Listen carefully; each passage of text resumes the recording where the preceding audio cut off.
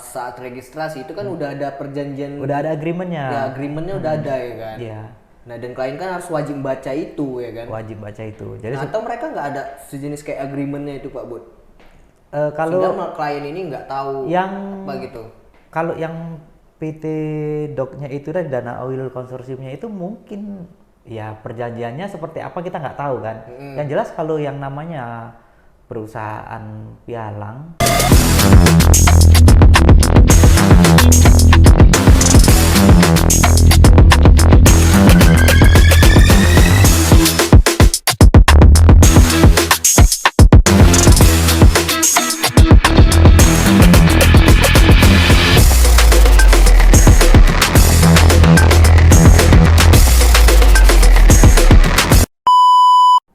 Oke guys, welcome back AgriFX Dollar. Jadi untuk video kali ini kita mau bahas salah satu broker lokal atau broker Indonesia ya, dan broker ini sekarang itu lagi bermasalah. Sebenarnya untuk broker ini tuh udah lama untuk masalahnya ya, udah sekitar tahun 2022 ya Pak Bud. ya 2022. Udah sekitar 1 tahun yang lalu ya. Cuma masalahnya ini terangkat pada tanggal 21 Juli ya Pak Bud. Beritanya kemarin tanggal 21 Juli. Ya, beritanya itu tanggal 21 Juli itu berdasarkan di CNBC. Aku juga udah sekilas baca lah beritanya ya. Nah, cuma yang jadi pertanyaan, broker ini kan itu udah terregulasi Bapepti, kok bisa bermasalah gitu. Dan kenapa kok baru terangkat sekarang ini beritanya, baru di up sekarang ya, ke proses hukum kalau nggak, iya Pak Bud, proses hukum kan, sampai pengadilan juga ya kan. Nah tapi sebelum kita lanjut pembahasan ini, jangan lupa teman-teman like, share, and komen channel AgriFX Dollar agar semakin berkembang ya. Oke Pak Bud, kabar udah pasti baik lah ya kan. Trading pasti lancar ya kan. Lancar, oke. Trading lancar. Nanti malam kalau liko kita. Boleh lah. 2 hari lagi ke Bali kita. Weekend. Oh iya. Sabtu Minggu. Iya. Ya kan? Jadi kalau ada teman-teman di sana, ya kita boleh ngobrol bareng, kita bahas trading ya. Boleh. Apa tadi judulnya? Nggak, mengenai broker tadi. Broker ini, Bang. ya. Nah, broker ini kan kita sebut nama aja lah ya. Kan memang berdasarkan di CNBC kan. Nah, broker itu broker Monex ya guys. Broker yang mau kita bahas ini, broker Monex. Nah, sekarang aku mau tanya sama Pak Budi. Oke. Yang namanya broker udah terregulasi Bapepti, otomatis itu pasti udah aman ya kan? Aman. Nah, udah ada izinnya jelas ya kan? Udah ada dana yang menjamin ya kan? Nah, kenapa kok bisa bermasalah? Bahasa kasarnya itu kalau nggak salah itu penggelapan dana. Kok bisa gitu? Jadi gini, itu sebut lagi ya. Gimana? Dia bukan langsung Monex-nya. Dia ada kerjasama dengan pihak kedua ya, pihak kedua atau ketiga sih gitu. Jadi ini ada satu perusahaan yang menghimpun dana. Menghimpun dana, jadi mereka ini menyalahi undang-undang Bapepti. Jadi kalau broker yang sudah terregulasi, mereka kan prosedur kerjanya itu sesuai dengan prosedur yang dianjurkan oleh Bapepti. Nah, mereka pihak yang kedua ini mereka menyalahi aturan itu, menyalahi undang-undang. Jadi mereka ini menghimpun dana investasi, mengiming-imingi investasi anti rugi. Kalau rugi diganti. Berarti jatuhnya tanpa resiko lah ya? Tanpa resiko. Nah, jadi setelah mereka himpun dana, mungkin tradingnya di Monex kerjasamanya. Gitu. Jadi ada PT apa namanya, saya lupa. Nanti dimunculkan link beritanya ya. Berarti ada perusahaan ketiga, ada perusahaan lagi di balik Monex ini tadi. Iya. Nah, perusahaan Monex ini itu sebagai wadahnya gitu. Wadahnya untuk memfasilitasi trading, mungkin gitu. Jadi itu apa nama PT-nya? Pasti ada perjanjian pembagian lah pastilah ya kan. Nah, kalau di situ nggak tahu lah ya. PT Dana Oil Konsorsium. Jadi mereka menjanjikan. PT apa? Dana Oil Konsorsium. Belum pernah dengar kayaknya Pak Bud. Atau sih ini di Bali kayaknya kejadiannya. Jadi iya, yang memunculkan pun Detik Bali. Jakarta CNBC Indonesia. Nah, jadi PT Dok ini dia menghimpun dana dari masyarakat. Mereka mengiming-imingi, menjanjikan investasi pasti untung. Jadi kalaupun rugi diganti. 4 bulan berlalu, kalau ada kerugian misalnya berapa persen? Kalau kerugian 1%, berapa persen? Iya, kerugian 1% dibayar 10 juta. Nah, selang jalan 4 bulan ada penemuan kerugian. Nah, janjinya kan mau diganti. Iya. Nah, ini korbannya ada banyak loh. Ada totalnya itu sekitar 490 orang. 490 orang. Dana yang dihimpun? Yang dihimpun itu sekitar 28,8 miliar. 20 berapa? 28 miliar lebih. 28 miliar. Nah, itu. Jadi ini kejadian kasus ini udah tahun lalu, tahun 2022. Ya, aku baca pun dari 2022 ya. Cuman naiknya baru sekarang kan ya, mungkin melalui tahap proses mediasi segala macem lah, baru sampai diproses ke sekarang. Nah, jadi mereka itu menjanjikan. Artinya kalau menjanjikan itu sudah melanggar ini undang-undang Bapepti tentang perdagangan berjangka kan gitu. Karena kan kita nggak boleh mengiming-imingi, menjanjikan keuntungan, itu kan nggak boleh kan. Iya kan, kalau kita biasanya ya, kalau misalkan pas saat registrasi itu kan udah ada perjanjian, udah ada agreementnya. Ya, agreementnya udah ada ya kan. Iya. Nah, dan klien kan harus wajib baca itu ya kan. Wajib baca itu. Jadi nah, atau mereka nggak ada sejenis kayak agreementnya itu Pak Bud? Kalau sehingga klien ini nggak tahu yang apa gitu. Kalau yang PT Doknya itu dan Dana Oil Konsorsiumnya itu mungkin ya perjanjiannya seperti apa kita nggak tahu kan.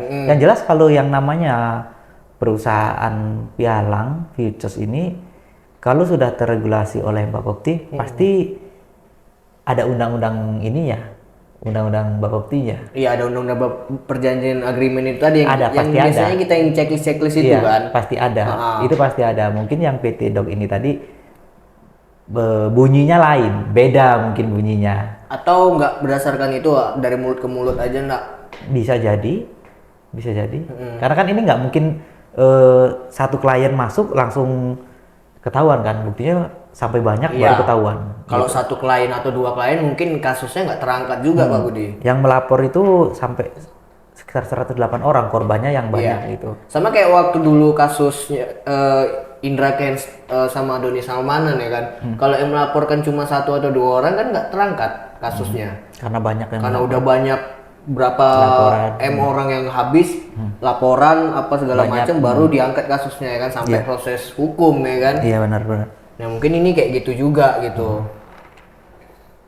Nah, jadi ini pelajaran ya buat teman-teman yang mau trading. Jadi jangan hanya datang dikasih iming-iming keuntungan langsung join. Iya. Bagusnya pelajari dulu gitu. Karena kebanyakan orang kan gini, kayak kita lah, Pak kita nawarin bisnis trading apa? Ya produknya ada banyak gitu. Caranya gimana? Caranya seperti ini, harus belajar dulu. Setelah paham nanti baru Bapak join. Peluang profit, resikonya itu seperti ini, manajemen resikonya seperti ini. Yang mereka dengar, ada resiko ya, takut nggak mau join.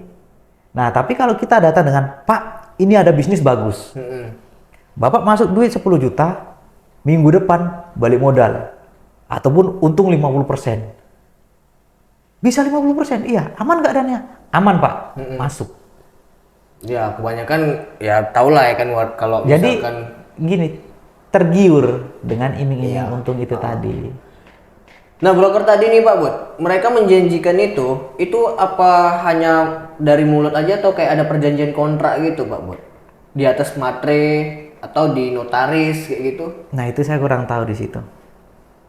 Karena berani ya, kok berani gitu kan menjanjikan 1% misal apa berapa? Kalau ada kerugian 1% aja diganti. Itu diganti atau bahkan kalau habis semua MC nih kan, itu langsung diganti. Kok berani kayak gitu kan? Ya mungkin gini, mereka udah pede dengan hasil tradingnya mungkin sebelum melakukan itu. Udah pede, akhirnya ya udah himpun dana. Kalau profit nanti ya nggak tahu gimana, yang jelas kalau rugi nanti diganti. Nah ternyata pada saat trading hasilnya rugi, beda. Rugi. Mereka nggak Sesuai bisa sama ganti, yang janjikan. dijanjikan di awal ya kan. Ya makanya sih, ya mungkin kalau pas pada saat janjinya ditepati, kalau ada kerugian diganti. Janji ditepati kayak ingat jadi sama mantan. Iya, karena kan mereka buat perjanjian kalau rugi diganti kan. Nah Iya. mungkin kalau diganti ya si konsumen ini nggak akan komplain gitu. Ya orang kalau komplain kan karena nggak sesuai dengan ini kan perjanjiannya itu. Jadinya komplain. Dari total 28 miliar ya. Iya, totalnya itu sekitar 28. Nah, dari total 28 miliar itu Pak Bud, itu habisnya memang di market atau masuk ke rekening pribadi mereka? Nah, itu kan saya kurang tahu. Sebenarnya kalau misalkan habis di market, ya gimana namanya Mak? Ya orang itu kan bisa ini aja ngeles aja gitu kan, namanya di market gitu kan. Nah, karena Ya gini, kan itu udah hal yang wajar gitu kan. mungkin Nah, kok bisa gitu bahasa mereka itu menyampaikan ke si nasabah ini, ke korban ini bukan trading forex atau gimana mungkin. Ya, investasi. Karena kan gitu, investasi ya. Investasi itu boleh titip dana atau segala macam. Nah, ternyata di trading kan hasilnya nggak bagus. Ya kalau Monex kan trading kan. Ya seharusnya kalau misalkan memang habis di market, kalaupun nuntut kan nggak jadi masalah Pak Bud. Mungkin nggak dijelasin di awal kalau untuk trading. Apalagi kan kalau kecuali kalau mereka pakai perjanjian di atas matre atau gimana gitu, mungkin barulah bisa nuntut. Kalau memang dihabis di market, Bisa, ya kalaupun dituntut pun ya nggak masalah. bisa jadi mereka buat perjanjian sih. Buat perjanjian ataupun Bisa jadi. uangnya masuk ke rekening pribadi nggak? Ah, itu kurang tahu. Ya kan? Iya. Soalnya kalau secara perusahaan kan sebenarnya kalau udah terregulasi Bapepti kan udah bagus gitu, udah pasti aman. Udah pasti aman. Cuman ini kan kadang ada pihak keduanya tadi itu. Oh iya, dari yang pihak menghimpun keduanya dana, itu tadi. yang Iya, menghimpun iya. dana gitu. Ya mungkin kalau perusahaannya yang terregulasi ini kayak Monex-nya mereka sesuai prosedur. Mungkin itu. Nah, perusahaan yang ini tadi nggak sesuai prosedur. Gimana coba? Iya, iya. Berarti udah jelas kalau yang salah itu yang oknum di dalam lah Yang ya kan. oknumnya. Nah, jadi gini ya, teman-teman ya. Perusahaan bagus terregulasi sama oleh Bapepti. Belum tentu apa. Perusahaannya aman. Ada oknumnya yang membuat perusahaan ini jadi tidak aman. Iya. Nah, itu tadi. Karena ada oknum-oknum ini tadi. Jadi ya inilah kejadiannya seperti ini kan. Makanya kalau misalnya teman-teman itu mau trading, ya udah datang langsung ke perusahaan yang bersangkutan. Misalnya mau trading kemana gitu. Mau trading ke ya kayak Monex misalnya. Ya udah tinggal langsung datang ke perusahaan ya. Di situ kan nanti ada yang mengarahkan, saya mau ada ininya lah, apa namanya, ada financial advisornya. Jadi diarahkan, saya mau trading nih, diajarin cara tradingnya gimana, seperti ini gitu, manajemen risikonya diajarin sampai benar-benar bisa trading sendiri. Ya udah buka akun trading gitu. Nah, kalau yang kejadian ini kan bukan langsung ke Monex-nya, ada perusahaan yang lain, mereka yang menghimpun dana. Nah, perusahaan inilah yang trading ke Monex, gitu, menggandeng Monex lah bahasanya gitu. Jadinya kan Monex pun ikut ikut imbasnya gitu ikut kan. kena imbasnya, gitu. Nah jadi kan juga kebanyakan kayak gini Pak Bud, kalau orang awam ataupun trader pemula, mereka ini tahu kalau ini perusahaan itu udah terdaftar sama Bapepti, ya kan, udah jelas ada izinnya. Nah tapi mereka lebih mengutamakan yang namanya rating perusahaannya. Ya, Nah contoh ada misalkan investor menanyakan, perusahaan ini ratingnya masih di bawah, nggak pernah dengar saya nggak mau lah, gitu kan. Jadi maksud aku di sini tuh, mau perusahaan ini udah dikenal ataupun memang belum dikenal, selagi dia di bawah Bapepti, ya kan, kita ya percuma aja kalau orang di dalamnya itu nggak beres. Nah, itu dia. Bener. Ya nggak? Kalau orang di dalamnya, oknum yang di dalamnya nggak beres, cuma bisanya janjikan iming profit, nggak ada menjelaskan resiko, cara tradingnya entah kayak mana, money manajemennya, ya percuma aja gitu kan. Kalau sebagus apapun perusahaannya, seterkenal apapun lah perusahaannya. Cuman kan mereka menilai gini, kenapa mereka menilai dari rating? Karena kan ya kalau sudah perusahaannya ratingnya bagus, pasti kan nggak banyak komplain. Orang di dalamnya juga bagus. Monex bukan yang gitu. nggak terkenal, terkenal kok. Terkenal bagus. Nah, spreadnya kecil. Ya, cas nggak? komisinya kecil. Cas komisinya kecil. Tapi tengok sekarang, ya kan? Nah, jadi ya kalau kita memang udah yang perlu kita cek, oke, perusahaan bagus, regulasinya bagus, ada izin Bapepti, ada dana yang menjamin. Nah, cuma ya mungkin perusahaan ini baru, mungkin belum terkenal lah gitu kan. Nah, kalau kita udah tahu kayak gitu kan harus lihat di dalamnya juga. Iya. Siapa, kalau kita sebagai investor, siapa yang mentradingkan. Nah, gimana portofolionya. Ya, makanya lebih bagusnya itu ya belajar trading sendiri. Tinggal Nah, itu lebih bagus lagi. datang ke perusahaan, buka akun, ya udah trading. Siapa mentornya ya kan? Iya, Kan ada mentornya setiap perusahaan. Setiap perusahaan ada mentornya. Nah, ini enggak, kebanyakan kan ya kayak contohnya kayak marketing kan banyak janji-janji manis Pak Bud. Ya, bisnis anti rugi, ya kan? Apalagi mentor, indikator anti MC, resikonya 0. Risiko ya nol, kan? profitnya 99%. Profitnya 99%, segala macam. Nah, itu orang yang suka Pak Bud. Orang suka tuh. Apalagi trader pemula. Ya kan? Ini dia. Itu suka tuh yang kayak gitu. Tapi kalau kita yang datang menjelaskan, misalkan banyak juga Pak Bud, aku ketemu case kayak gitu. Kita yang datang menjelaskan apa adanya, faktanya di trading kayak gimana, orang pada langsung nolak gitu. Pak, trading ideal itu cuma 10% loh sebenarnya. Itu udah bagus banget. Yeah. 10 sampai 20%. Ah, kecil kali. Itu pun nggak setiap bulan dapat segitu. Iya, setiap bulan nggak setiap bulan, bulan. dapat segitu. Nah, kecil kali kamu kasih saya profit yang untung banyak kamu lah kayak gitu kan. Ya itu makanya kita udah jelaskan juga di konten-konten sebelumnya kan sering juga kita bahas Pak Bud. Gak ada trading itu kalau bisa langsung mungkin bisa balik modal. Hari itu juga bisa balik modal ya kan. Cuma kan besoknya kita nggak tahu. Iya. Nah, itulah yang nanti yang dikatakan depo konsisten, bukan WD konsisten. Depo kan? konsisten. Nah, itu, Karena kan terkait mental juga ya. Yang mungkin yang gini, yang langsung profit hari itu, yang profitnya langsung balik 100% gitu ya. Itu modalnya kecil. Kalau modalnya besar saya rasa nggak gitu juga. nggak juga Pak Bud. Modal besar pun mindsetnya kadang gitu juga Pak Bud. Iya. Iya, kayak gitu juga. Kata oknumnya bisa kayak gini, bisa langsung tambah aja dananya gitu kan, langsung besarkan aja. Kan profitnya otomatis juga besar. Kalau rugi juga besar. Kalau rugi juga besar gitu kan. Nah, itulah makanya di trading kan yang harus kita pikirkan kan resikonya dulu ya kan.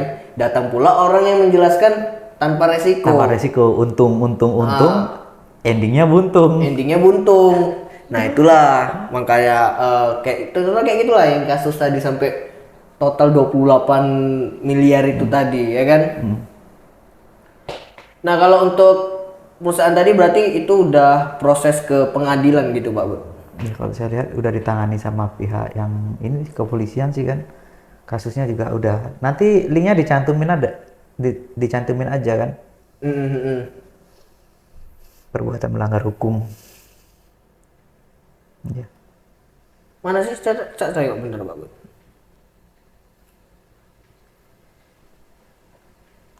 Setiap ada pertemuan 1% resiko akan dibayar 100 juta. Investasi yang dilakukan nasabah juga sempat dijanjikan bisa tarik kapan saja. Menurut informasi laporan polisi, jumlah korban kasus ini mencapai 490 orang. Banyak juga ya? Banyak. Itu bisa beli rumah di Citraland gitu Pak Bud. Bisa beli Lamborghini juga, bisa untuk flexing. Kalau kita ini apalah ya kan? Kita baru ngomong aja udah langsung ditolak. Ya enggak? Pak, kita mau nawarin trading. Oke, nah trading tuh gimana? Bla bla bla bla bla, manajemen risikonya seperti ini. Wah, masih ada risiko? Enggak. Ada resiko enggak? Enggak mau. Enggak mau ya kan, langsung mental block ya kan. Berarti itu orang mindsetnya nggak pembisnis Pak Bud. Kalau orang yang memang pembisnis kan pasti tahu resiko. Iya. Ya Dia kan? kalau pembisnis tuh tahu resiko. Dan bukan juga baru kena resiko sekali itu pun nggak seberapa udah langsung kena mental. Iya. Masuk 100 juta, rugi $100, udah langsung kena mental. Berarti kan nggak mau resiko ya kan? Ada juga aku ketemu gitu Pak Bud. Kan aku kan trading selalu pakai stop loss, ya kan? Nah dapatlah klien yang join berapa kalau nggak salah waktu itu? Join sekitar 50 juta, $5.000 lah, 50 juta. Dia join 50 juta, terus agak berapa hari itu kena stop loss. Padahal dia kan hari sebelumnya kan udah untung. Kena stop loss udah langsung kena mental, langsung WD. Padahal kena stop loss bukan MC. Iya. Udah langsung WD. Berarti kan tinggal tunggu aja kapan dia kejebak kayak gitu tadi di broker itu tadi. Saya juga ada ini sih apa namanya? Ada ketemu juga klien. Saya jelasin trading itu peluang profitnya seperti ini, ada resikonya juga seperti ini. Nah, jadi rata-rata akumulasi profitnya 1 bulan itu berapa katanya gitu kan. Nggak bisa dipastikan fix gitu, nggak bisa Pak, saya bilang gitu. Nah, terus bisa nggak katanya 1 bulan itu profit 40-50%. Bisa Pak Budi bilang. Hah? Bisa aja nggak bilang. bisa dijamin Pak, saya bilang itu. Kalau Bapak pengen profit 1 bulan itu 40-50%, Bapak harus siap rugi sejumlah itu juga, 40-50% juga. Iya, Siap nggak? Heeh. Nggak siap, ya udah Bapak nggak usah trading. berarti mindset dia tuh Pak Bud. Dia pengen trading itu jalan cepat untuk kaya. Dan cepat untuk kaya, iya. Dia minta 1 bulan itu 40-50%. Saya bilang nggak bisa dipastikan gitu. Ya itu nggak bisa diajak bisnis di trading itu Pak Bud. Itu bagus dia ngepet aja udah. Ngepet aja ada Suruh dia resiko. ngepet. Ada resiko kok. Hah? Ada resiko. Oh ada. Iya ngepet aja ada resiko ya kan. Iya, Nah, semua itu bisnis itu makanya. ada risiko. Tapi kalau kita tahu cara pengelolaan manajemen risikonya, ya kita akan jalankan bisnis itu. Iya. Tapi kalau kita nggak tahu pengelolaan bisnisnya, pengelolaan manajemen risikonya, ya udah kita nggak usah terjun di bisnis itu. Nah, termasuk juga ya contoh kayak yang kasus sekarang inilah ya kan. Ya semoga aja itu Cepat selesai lah. cepat selesai ada jalan keluarnya. Ada jalan keluar. Dan yang memang udah dijanjikan itu tadi, semoga aja uangnya pada balik lah ya kan. Meskipun lah masih 0,5% ya kan balik modalnya aja ya kan. Dan jadikan pelajaran aja untuk kita ke depannya ya. Ya jangan terlalu tergiur dengan iming-iming yang bisnis tanpa ada resiko. Ya, Gitu. karena ini kan soal uang gitu kan. Ini bukan daun. Soalnya kok trading ini bisa pakai daun, oke lah. Oke guys, mungkin sampai di sini dulu. Jangan lupa subscribe, like, and share. See you next time.